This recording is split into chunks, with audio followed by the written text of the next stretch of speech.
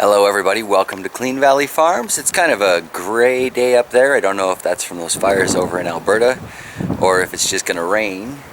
Not supposed to rain for the next couple of days though, so it's probably from the fires. Any of you who are watching this, who are out there, you know, my heart goes out to you. Anybody with friends and family out there, yeah, out in the Fort McMurray or Fort St. John area. Wow, that is a harsh situation, and I really feel for you. So let's get on to something a little more light and fluffy, because yeah, light and fluffy is generally what we do here at the farm. So yeah, today we're going to take a look at those apple tree plantings and take a look at the berry bushes. Hopefully get the rest of those berries into the ground. We'll see how this all works out. All right.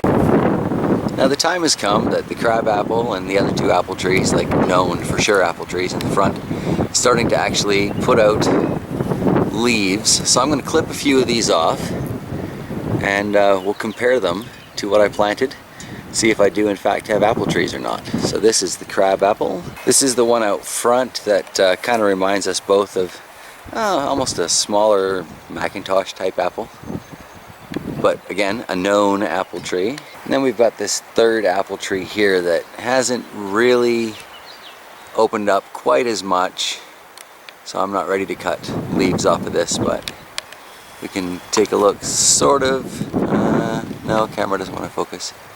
There we go. We can take a bit of a look at the leaves on that, see the kind of rounded shape. Alright, let's go check those trees I planted. So as we approach the back garden here, we've got 3 of those 5 trees that have started to produce some good leaves for me. Let's take a look at them and see what we've got. Well, right away, without even holding up the other leaves beside it, I can see that's a completely different leaf, but let's just check it anyway. So this is from the larger known apple tree, not the crab apples. Much rounder leaf on the apple tree cutting. This is from our crab apple. I'm going to say this one anyway is not an apple tree. We'll check these other 2. But I think I may know where those berry bushes are going now. Here we've got the next one in the row with our 2 cuttings. Again, doesn't look promising. Looks like the little trees that are popping up all over the rest of the yard, actually. Alrighty. Here's the last of those 3 trees, and again, I'm going to go not an apple tree. Alright, well I wasted a little bit of time with that, but I know I can dig holes here without finding foundations, so I guess I'll just put the berry bushes in here. Before we get to doing any more transplanting, here's a look at that smoky Saskatoon. This is doing really nicely. I'm almost afraid to compare it against the leaves of the bushes out front that I thought were Saskatoons, but whatever. A homestead is a lifetime commitment. I've got lots of time left to rearrange and replant. But this one I know, because it came with a tag. And we've got the 2 different types of honeyberry bushes here. This one, you know, cut back much farther. Not quite as exciting, still, you know, kind of exciting. Lots of green growth on there.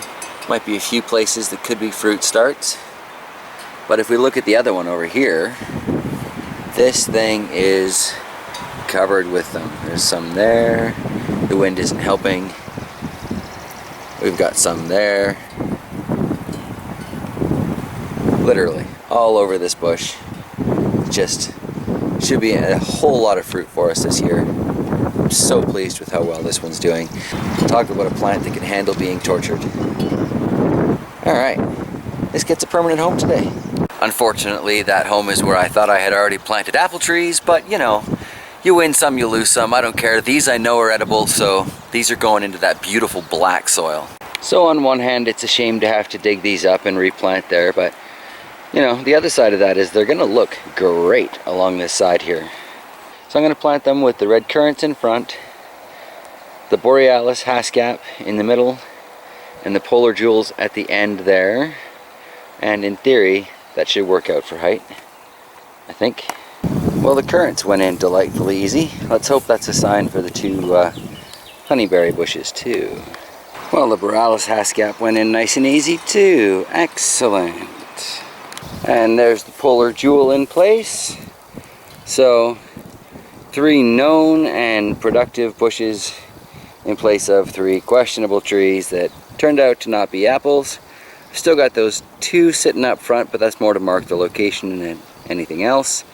I don't know, might put the gojis up there. Undecided. Time will tell, I suppose. Alright everybody, well that's going to wrap it up today for the, I guess no longer apple trees, but definitely berry bushes update. And you know, stick around, stay subbed to the channel, things like that. We'll see how things carry on from here. I've got a few catalogs that have a few different trees and bushes and shrubs listed in them.